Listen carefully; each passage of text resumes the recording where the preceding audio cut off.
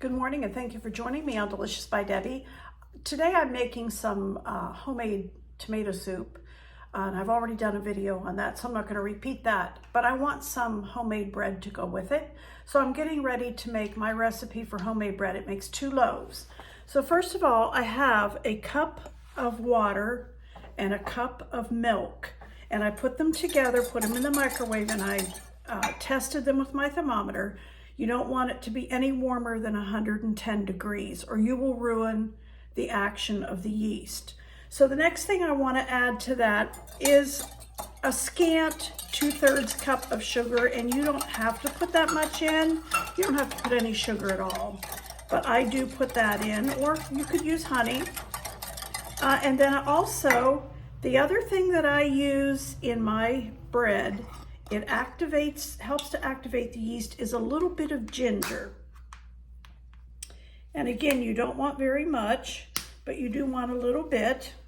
So I'm doing 1/4 teaspoon of ginger. You will not taste it, but it helps the yeast to activate. And then I have 1.5 tablespoons of yeast. That's equal to 2 of these. And I don't use the rapid rise, I just use the regular. Mix that in good, and then I'm just gonna let this sit for about 5 to 8 minutes and let the yeast proof. That's how you know if your yeast is good or not. If you get to this point and your yeast is not proof, don't waste your time because your bread's not gonna rise. So I'm just gonna let that sit. I've let my yeast, sugar, warm water, and warm milk proof, and if you can see the top of that, that's all foamy. So that means my yeast is good.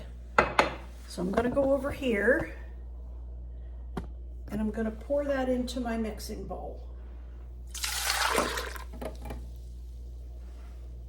Then I'm going to add 1.5 teaspoons of salt, and this is a 1.5 teaspoon measuring spoon.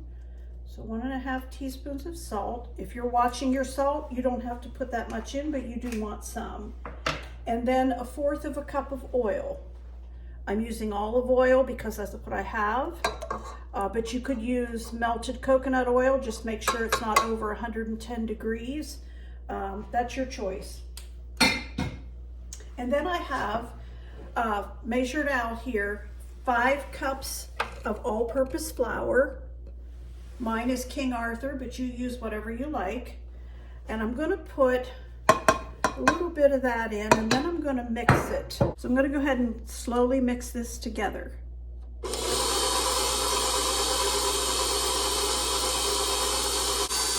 is 5 cups. Sometimes I need 5.5.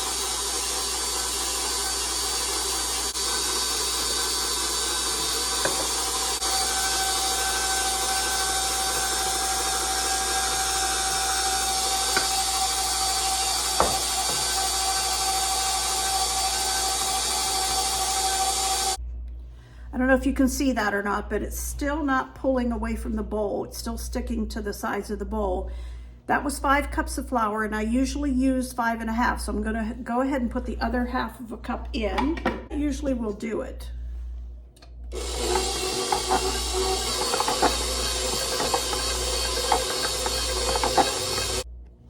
Okay, this made a beautiful dough. It pulled away from the sides of the bowl, and I've got a big Fiesta ware bowl that I have sprayed with olive oil, and I'm going to put the dough into this bowl to rise. And I'm just going to turn it over in there a couple times to make sure it all gets some oil on it so it doesn't stick. And then I'm going to cover this with a cloth, a clean cloth. So I've made sure it all got some oil on it. And I'm going to cover it with a clean cloth, and I'm going to put it in my oven. I have my oven light on. I don't have the oven on, but I have the light on. It warms it up just a tiny bit, and I want this to rise until it doubles in size, approximately an hour. I let my dough rise for an hour, and it doubled itself, so I'm going to punch it down. And I'm going to put it out onto the counter here with a little bit of flour.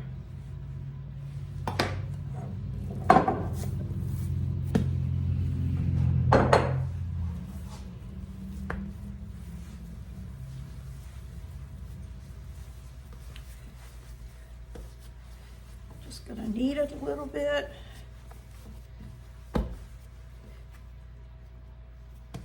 And then I'm going to divide it in half.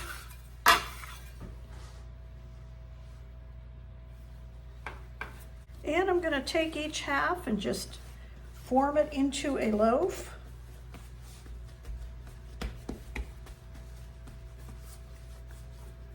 Just kind of roll it up.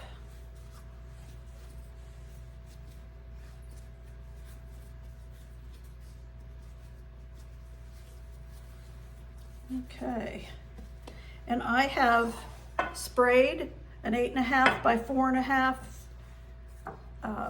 bread pan, loaf pan, and I'm going to do the same thing with this one.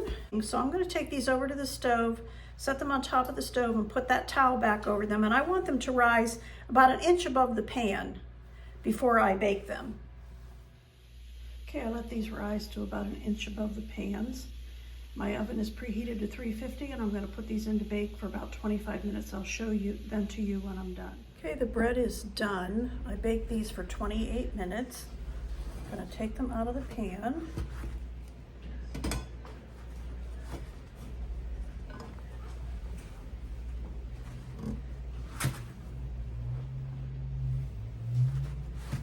And I like to rub some butter on the top of them to keep them soft.